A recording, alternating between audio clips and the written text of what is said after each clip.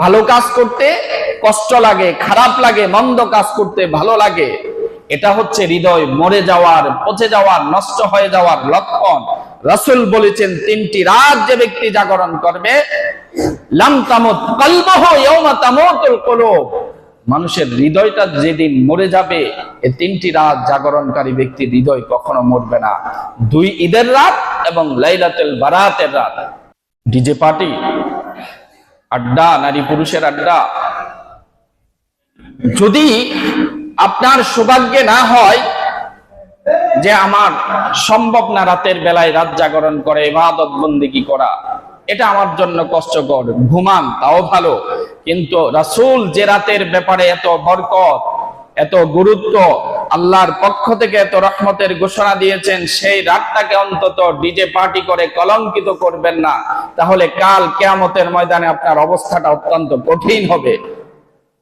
যে রাতটাকে আল্লাহ তাআলা এত সম্মানিত করেছেন, কেউ যদি ফটকাবাজি, নারী পুরুষের অবাধ মেলামেশা, গান বাজনার আড্ডাবাজি করে এই রাতকে কেউ যদি কলঙ্কিত করেন, এ রাতের ইজ্জত সম্মান যদি কেউ নষ্ট করেন, কাল কিয়ামতের ময়দানে কোন চেহারা নিয়ে আল্লাহ এবং তার রাসূলের দরবারে দাঁড়াবে? মাহে রমজানের শেষ জুমা এবং শেষ রোজা। রোজা 29টা যখন হয় তখন একটা সন্দেহ সংশয় থাকে সামনে আরেকটা দিন হবে না হবে, কিন্তু যখন 30টা রোজা সংগঠিত হয়, এক ধরনের বলে ঘোষণা দিয়ে রোজা শেষ হওয়ার পর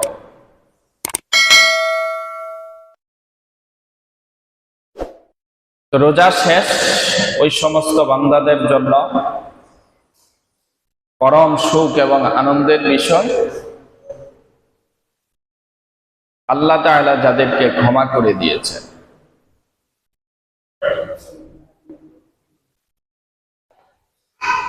আর আমরা যারা গুনাহগার, আমাদের গুনাহ অনেক বেশি, এবং রমজানকেও আমরা সঠিকভাবে কাজে লাগাতে ব্যর্থ হয়েছি, তাদের জন্য অনেক ভয়ের বিষয়। কারণ রমজান আল্লাহ তাআলা কোনো উদ্দেশ্যহীনভাবে, স্বাভাবিকভাবে, সাধারণভাবে রমজানকে আল্লাহ তাআলা আমাদের উপর দান করেন নাই। রমজান আমাদেরকে দেওয়ার মাঝে একটা উদ্দেশ্য, আল্লাহ তাআলা একটা উদ্দেশ্য নিয়ে রমজান দান করেছে।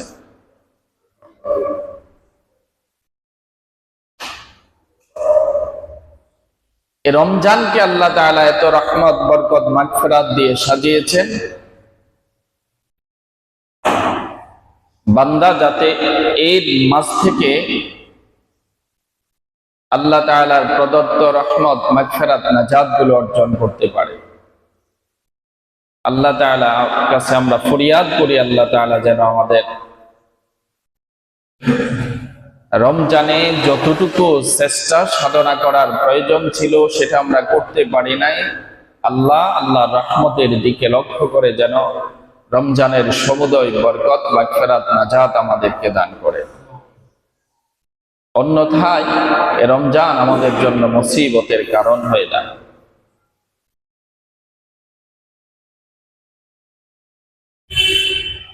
রাসূলুল্লাহ সাল্লাল্লাহু আলাইহি ওয়াসাল্লাম থেকে একখানা দীর্ঘ হাদিস, লম্বা হাদিস ইমাম হাকিম তার কিতাবের মধ্যে বর্ণনা করেছেন। হযরত কাব ইবনে আজরাহ রাদিয়াল্লাহু তাআলা আনহু ইরশাদ করেন যে রাসূলুল্লাহ সাল্লাল্লাহু আলাইহি ওয়াসাল্লাম একবার আমাদেরকে নির্দেশ দান করলেন, হুকুম করলেন, উহদুরুল মিম্বার। সাহাবীদেরকে লক্ষ্য করে বললেন, তোমরা মিম্বারের সামনে আসো, মিম্বারের সামনে হাজির হও। ফাহাদারুনা, আমরা সবাই রাসূলের নির্দেশ পেয়ে মিম্বারের কাছে সকলে একত্রিত হয়ে গোল হয়ে বসলাম।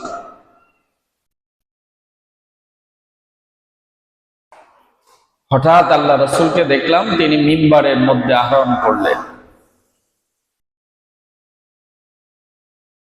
আল্লাহ রাসূল মিম্বারের মধ্যে আরোহণ করে কোনো কথাবার্তা ছাড়াই তিনি বললেন আমিন।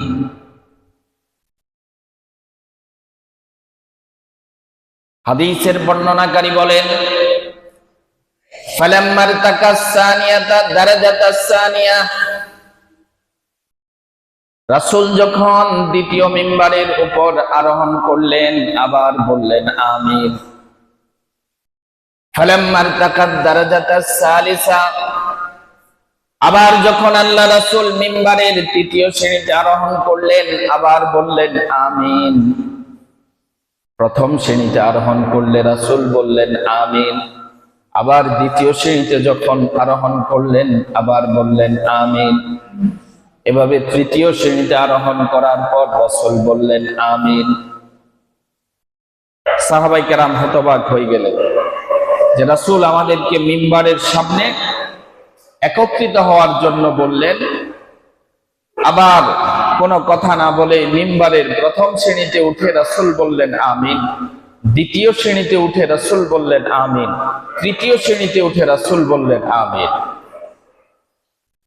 হাদিসের বর্ণনাকারী বলেন, ফালাম্মা নাযাল, এরপর আল্লাহ রাসূল যখন মিম্বার থেকে অবতরণ করলেন, মিম্বার থেকে নেমে আসলেন, কুলনা ইয়া রাসূলুল্লাহ,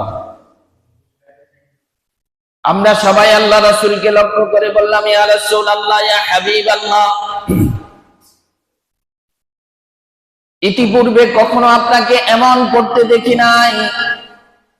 যে কাজটি আপনি করেছিলেন, প্রথম শ্রেণীতে আরোহণ করে আমিন বললেন, আবার দ্বিতীয় শ্রেণীতে আরোহণ করে আমিন বললেন, আবার তৃতীয় শ্রেণীতে আরোহণ করে আমিন বললেন, এর কারণটা কি?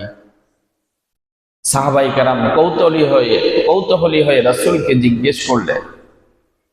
আল্লাহ রাসূল তখন বললেন, ইন্না জিবরাইলা আলাইহিস সালাম আরাদা লি, জিবরাইল আমাকে কয়েকটি প্রস্তাব দিয়েছেন আর আমি ওই প্রস্তাবগুলো সমর্থন করে আমিন বলেছি। আমার কাছে আল্লাহ তাআলার পক্ষ থেকে কয়েকটি প্রস্তাব আমার কাছে পেশ করেছেন, আমি সেগুলো সমর্থন করে আমিন বলেছি।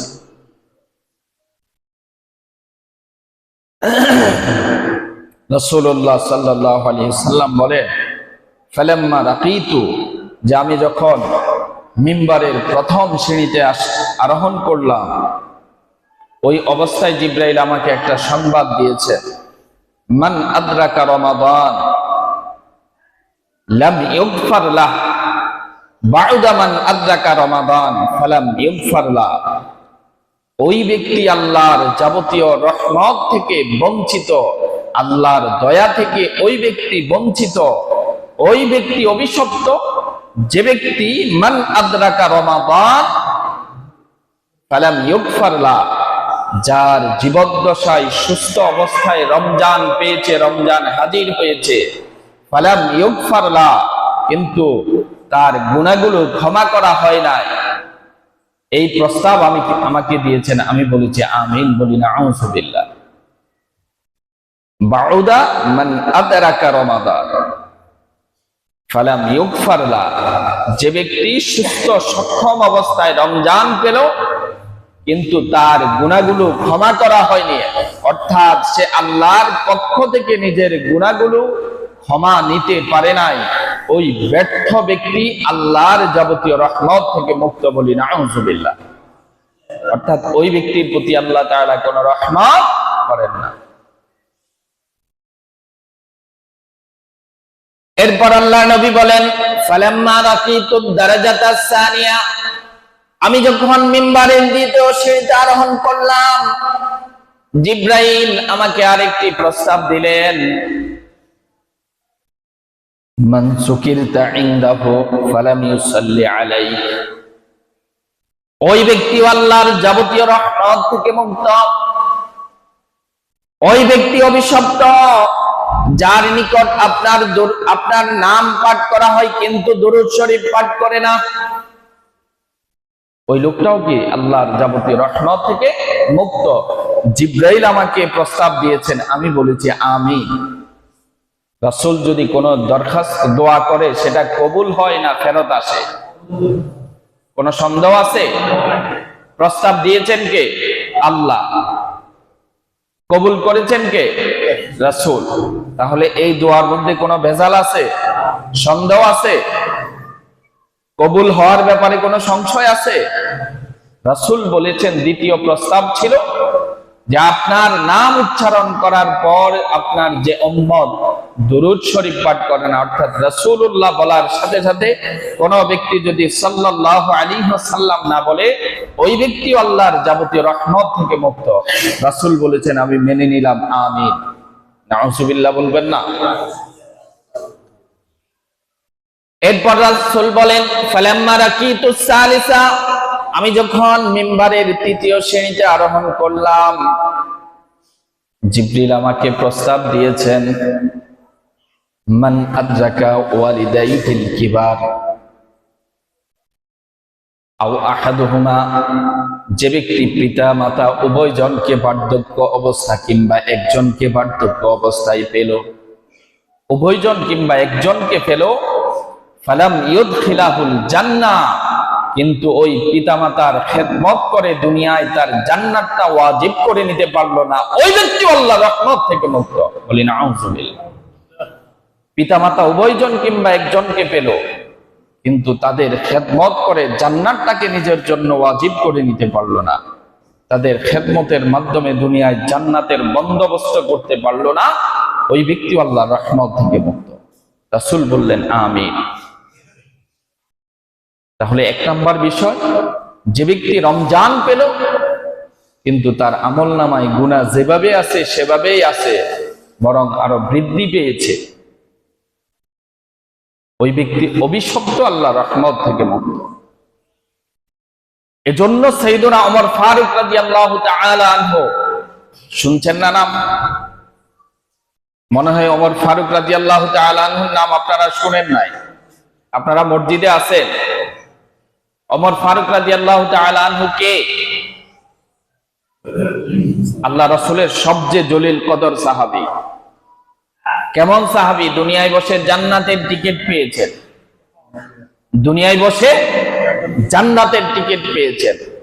বাতিলের বিপক্ষে সত্যের পক্ষে সবচেয়ে দৃঢ় কণ্ঠ, দৃঢ় হস্ত যার ছিল, তিনি ছিলেন ওমর ফারুক রাদিয়াল্লাহু তাআলা আনহু, যার ব্যাপারে রাসূল একাধিক ঘোষণা দিয়েছেন, লাউ কানা নাবিয়্যাম মিন বা'দি লাকানা ওমর, আমার পরে আল্লাহ তাআলা যদি কোন ব্যক্তিকে নবুয়তের মর্যাদা দান করত, সেটা ওমরকে দান করত। সুবহানাল্লাহ।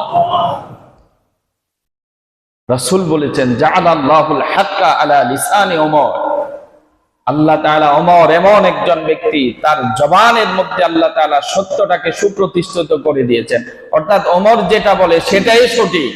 এজন্য তাফসিরে জালালাইনের মধ্যে এসেছে, আল্লাহ তাআলা ওমর রাদিয়াল্লাহু তাআলা আনহুর 22টা সিদ্ধান্তের উপর কোরআনের আয়াত অবতীর্ণ করেছেন। সুবহানাল্লাহ। এই 20 রাকাত তারাবি, এটাও রাসূলের সুন্নাত, কিন্তু এটাকে সুন্দর সুশৃঙ্খল করে দিয়েছেন ওমর ফারুক রাদিয়াল্লাহু তাআলা আনহু। এজন্য আমরা ওমর ফারুক রাদিয়াল্লাহু তাআলা আনহুর এই মতটাকেও গ্রহণ করেছি, জগতের সকল উলামায়ে কেরাম গ্রহণ করেছে। 20 রাকাত তারাবি, এটাও ইজমায়ে সাহাবী। ওমর রাদিয়াল্লাহু তাআলা আনহু যখন এই বিষয়টা প্রতিষ্ঠিত করেছেন, কোন সাহাবী এর বিরোধিতা করেন নাই। এজন্য ইজমায়ে সাহাবী অস্বীকার করা এটাও কুফরি। এটা কি? কুফরি। যাই হোক, ওমর ফারুক রাদিয়াল্লাহু তাআলা আনহু রমজানের শেষ ঈদের দিন সকালবেলা ঘরের মধ্যে বসে বসে কান্নাকাটি করতেছেন। সাহাবায়ে কেরাম এসে জিজ্ঞেস করলেন, ইয়া আমিরাল মুমিনিন মাতা তাবকি, আজকে ঈদের দিন কিসে আপনাকে কাঁদাচ্ছে, কেন কাঁদেন? আজকে তো আনন্দ ফুর্তির দিন। সাইয়েদনা ওমর ফারুক রাদিয়াল্লাহু তাআলা আনহু ওই সাহাবীদেরকে লক্ষ্য করে বললেন, আল্লাহর রাসূলের সাহাবীরা, আজকে তো আনন্দের দিন ওই ব্যক্তির জন্য, আজকে খুশির দিন, ঈদ ওই ব্যক্তির জন্য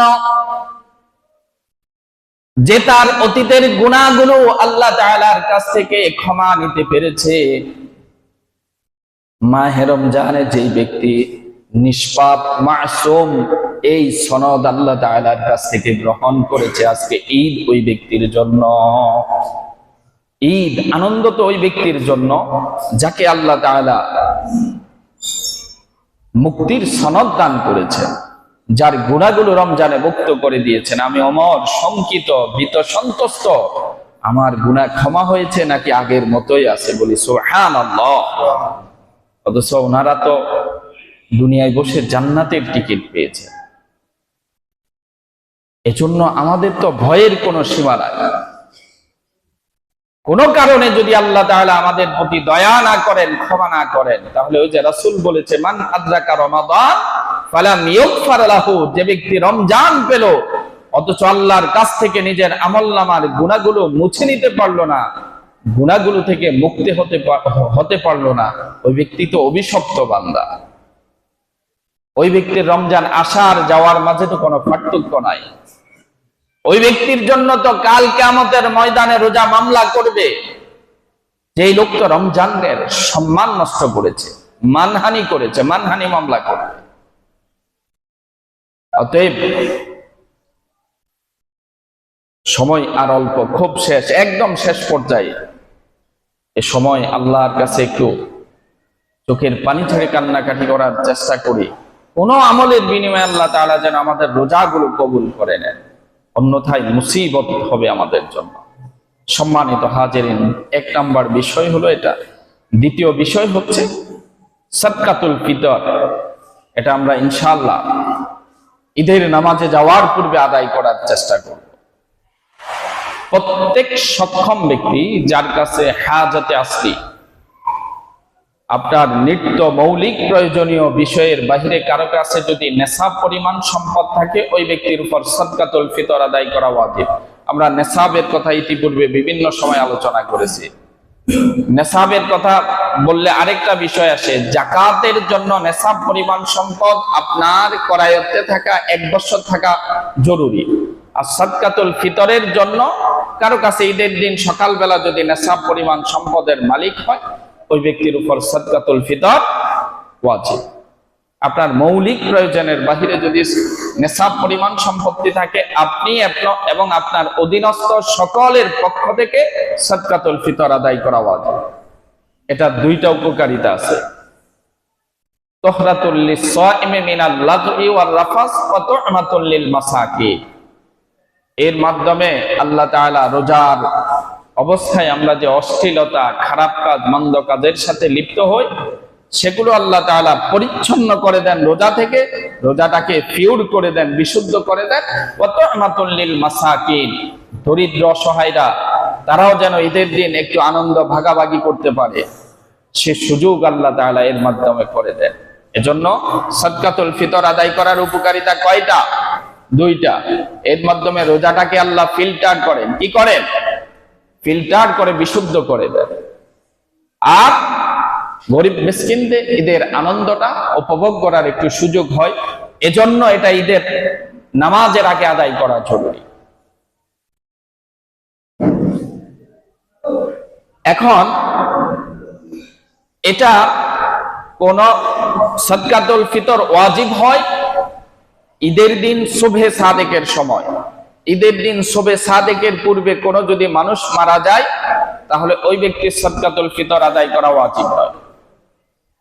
কিন্তু কোন ব্যক্তি যদি ফজরের ওয়াক্ত হওয়ার পরে মারা যায়, সুবহে সাদেকের পরে মারা যায়, তার সাদকাতুল ফিতর আদায় করতে হবে। কারণ ওয়াজিব হওয়ার যে নির্ধারিত সময়, ওই সময় তিনি জীবিত ছিলেন। আবার কোন সন্তান যদি সুবহে সাদেকের পূর্বে জন্মগ্রহণ করে, ওই ব্যক্তির সাদকাতুল ফিতর আদায় করা জরুরি নয়। ওই সন্তানের আদায় করা জরুরি, কারণ সে সুবহে সাদেকের পূর্বে জন্মগ্রহণ করেছে, ওয়াজিব হওয়ার জন্য নির্ধারিত যে সময় তার আগে দুনিয়ায় এসেছে। কিন্তু কোন সন্তান যদি সুবহে সাদেকের পরে জন্মগ্রহণ করে, ওই সন্তানের সাদকাতুল ফিতর আদায় করা ওয়াজিব নয়। তাহলে কোন মানুষ যদি আগে মারা যায় ওয়াজিব নয়, পরে মারা গেলে ওয়াজিব। দুনিয়ায় যদি আগে আসে, সুবহে সাদেকের আগে আসে ওয়াজিব, পরে আসলে ওয়াজিব নয়। মূল কথা হলো সুবহে সাদেকের এই সময়টা পেতে হবে। দুনিয়ায় আগমন করুক আর মৃত্যুবরণ করুক, আমরা চেষ্টা করব যার যার সামর্থ্য অনুযায়ী। আমাদের মধ্যে সাদকাতুল ফিতর আদায় করার ক্ষেত্রে একটা উদাসীনতা, সেটা হলো দেখেন সাদকাতুল ফিতরের কতগুলা ক্যাটাগরি আছে, গম, খেজুর, কিশমিশ। আচ্ছা, এত ক্যাটাগরি করার কারণটা কি? মানুষ সবার সামর্থ্যকে এক নেই। দেখেন ইসলাম কত সুন্দর, এত ক্যাটাগরি কেন করেছেন? কারো গম দিয়ে করার সামর্থ্য কম, অর্থাৎ কোন ব্যক্তি শুধু নেশাব পরিমাণ সম্পদের মালিক, কোন রকম নেশাব পরিমাণ সম্পদের মালিক, আর কেউ 5 কোটি টাকার মালিক, সেও তো নেশাব পরিমাণ সম্পদের মালিক। এখন যে 5 কোটি কিংবা 50 কোটি টাকার মালিক, সে যদি আটার দাম খোঁজে, সাদকাতুল ফিতর আদায় হবে, কিন্তু আপনি 1 মাস রোজা রাখি কি তাকওয়া অর্জন করলে? তাকওয়া মানে কি? নিজের সর্বোচ্চ আনুগত্য প্রকাশ করা। যার যতটুকু সামর্থ্য আছে, আপনি আটার দাম খোঁজেন কেন? আপনি যদি 5 কোটি টাকা 50 কোটি টাকার মালিক হন, আপনি বাজারে 1-1.5 হাজার টাকা দামের খেজুর আছে, খেজুরের একটা দাম বের করে তারপর সাদকাতুল ফিতর আদায় করেন। আপনি কিসমিসের দাম দিয়ে দেন। আপনার যতটুকু সামর্থ্য আছে সে অনুযায়ী আপনি আদায় করার চেষ্টা করেন, তাহলে আল্লাহর আনুগত্য প্রকাশিত বেশি পাবে। আপনি আল্লাহর হুকুমের কাছে অনেক বেশি মস্তক অবনতকারী, এটি প্রমাণ হবে।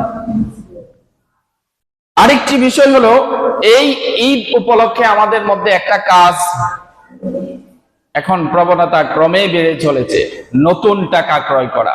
আসেনি অভ্যাস? 1000 টাকা ক্রয় করি কত দিয়ে? 1100 টাকা 1200 টাকা দিয়ে। এটা সুদ। এটা কি কারণ হচ্ছে সুদের সহজ একটা মাসালা বলি, জিন্স, কোন বস্তুর জিন্স যদি এক জাতীয় হয়, অর্থাৎ একই ধরনের বস্তু, যেমন আপনি যদি 30 টাকার চাও আর 50 টাকা চাও, দুইটার দাম ভিন্ন কিন্তু জিন্স এক, কম বেশি করেন তাইলে সুদ। অর্থাৎ 30 টাকার 1 কেজি দিয়ে 50 টাকার 1 কেজি দিয়ে আপনি যদি 30 টাকারটাও কম দামেরটাও যদি আপনি 100 গ্রামও বেশি নেন তাইলে সুদ হবে। জিন্স যখন কোন বস্তু একই জাতীয়, সেটা যদি কম বেশি হয় তাইলে সুদ। অতএব টাকা দিয়ে টাকা ক্রয় করা, 1 টাকাও যদি বেশি দেন সুদ হবে। এই কাজ করবেন না। নতুন টাকা না হলে কি ঈদ হবে না? এই কাজটুকুন কেউ করবেন না, এটা একদম ফিউজ সুদ। আল্লাহ তাআলা আমাদেরকে বাঁচার তৌফিক দান করুক। সর্বশেষ যে কথাটা বলতেছি, আজকে কিসের রাত? ঈদের রাত, চাঁদ রাত। কেমন? ঢোল তবলা না বাজাইলে, ফটকা না ফুটাইলে, ডিজে পার্টি না করলে কি আর জমে এই রাত? একবার বলি নাউযুবিল্লাহ মিন জালিক। আজকে এই রাতের গুরুত্বটা কত বেশি জানেন? 2টা হাদিস বলি, সময় কম, 2টা হাদিস শোনাই। আল্লাহ রাসূল বলেন, মান আহইয়াল লায়ালিয়াল খামস, যে ব্যক্তি 5টি রাত জাগরণ করে, 5টি রাতে কিয়ামুল লাইল করে, লাইলাতাত তারবিয়া ওয়া লাইলাতা আরাফা ওয়া লাইলাতাল ফিত্রি ওয়া লাইলাতান নাহরি ওয়া লাইলাতান নিসফি মিন শাবান ওয়াজাবাত লাহুল জান্নাহ। সুবহানাল্লাহ বলবেন না? রাসূল বলেছেন, যে ব্যক্তি 5টি রাত জিন্দা রাখে, কি করে? মান আহইয়াল লায়ালিয়াল খামসা, 5টি রাতকে জিন্দা রাখে, জীবিত রাখে, অর্থাৎ রাতের বেলায় নামাজ, রোজা, নামাজ, জিকির, আজকার, কোরআন তেলাওয়াত, এই সমস্ত কাজের মাধ্যমে রাতের কিছু অংশ অতিবাহিত করে। রাসূল বলেছেন, ওয়াজাবাত লাহুল জান্নাহ, ওই ব্যক্তির জন্য আল্লাহ জান্নাতটাকে ওয়াজিব করে দেন। সুবহানাল্লাহ। লাইলাতুত তারবিয়া, একটা হচ্ছে জিলহজ মাসের 8 তারিখ, লাইলাতু আরাফা জিলহজ মাসের 9 তারিখ, আরাফার দিন, লাইলাতুল ফিত্রে ঈদুল ফিতরের রাত, লাইলাতুন নাহরে ঈদুল আজহার রাত, ওয়া লাইলাতান নিসফি মিন শাবান এবং 15 শাবান রাত। এই 5টা রাত যে ব্যক্তি জিন্দা রাখে, জীবিত রাখে, আল্লাহ রাসূল বলেছেন আল্লাহ তাআলা তার জন্য জান্নাতটাকে কি করেন? ওয়াজিব করে দেন। 2 নাম্বার হাদিস হচ্ছে, মান কামা লাইলাতাল ঈদাইন ওয়া লাইলাতান নিসফি মিন শাবান লাম তামুত কলবুহু ইয়াওমা তামুতুল কুলুব। এই হাদিসের মধ্যে আল্লাহ রাসূল 3টি রাতের কথা বলেছেন। মান কামা লাইলাতাল ঈদাইন, যে ব্যক্তি 2 ঈদের রাত, ওয়া লাইলাতান নিসফি মিন শাবান এবং 15 শাবান রাত জাগরণ করে, লাম তামুত কলবুহু ইয়াওমা তামুতুল কুলুব, কিয়ামতের পূর্ববর্তী সময়ে দুনিয়ার লোভে মানুষের হৃদয়টা যখন মরে যাবে, অর্থাৎ হৃদয় থেকে আল্লাহর ভয়, রাসূলের মহব্বত এগুলো চলে যাবে। নামাজ, কলমা, হজ, যাকাত ভালো কাজে করতে খারাপ লাগে, মন্দ কাজ করতে ভালো লাগে। আমাদের অবস্থাটা এমন না? স্বীকার করলেও এমন, না করলেও এমন। ভালো কাজ করতে কষ্ট লাগে, খারাপ লাগে, মন্দ কাজ করতে ভালো লাগে। এটা হচ্ছে হৃদয় মরে যাওয়ার, পচে যাওয়ার, নষ্ট হয়ে যাওয়ার লক্ষণ।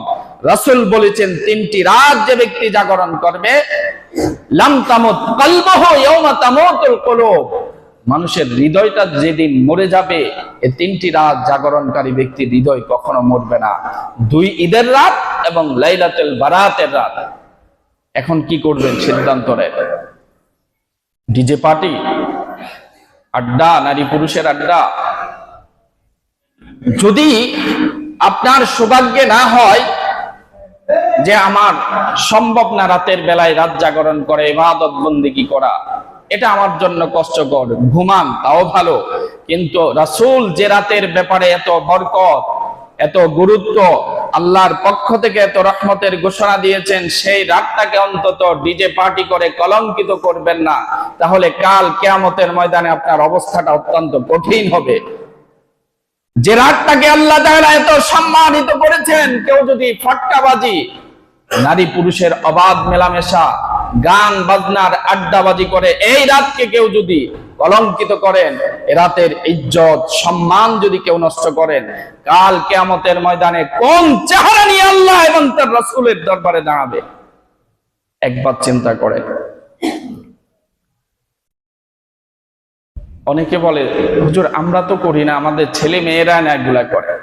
আপনি আপনার ছেলে মেয়েকে যদি এই কাজ থেকে বিরত রাখতে না পারেন, আপনি বাপ হইলেন কি জন্য? আপনার সন্তানটাকে যদি আপনি নিবৃত করতে না পারেন, আপনার মতো লোক বাপ হওয়ার দরকার কি? কার পকেটের টাকা দিয়ে আপনার সন্তান এই কাজ শুরু করে? খবরদার, এখানে তো যুবকরা আছে, যারা করার মতো এরা আছে। প্রত্যেকের অবস্থান থেকে বাধা দিবেন। এমন একটা রাতকে হিন্দুয়ানি একটা কৃষ্টি কালচার আনে, দিনের এমন একটা গুরুত্বপূর্ণ রাতকে আপনি কলঙ্কিত করেন, এমন একটা রাতকে অসম্মানিত করেন। আরে কাল যদি আপনার মৃত্যু হয়, তো কবরে কি হিসাব দিবেন? আল্লাহ তাআলা আমাদেরকে বাঁচার তৌফিক দান করুন। সকলে বলি আমিন। আসসালামু আলাইকুম ওয়া রাহমাতুল্লাহি ওয়া বারাকাতুহু।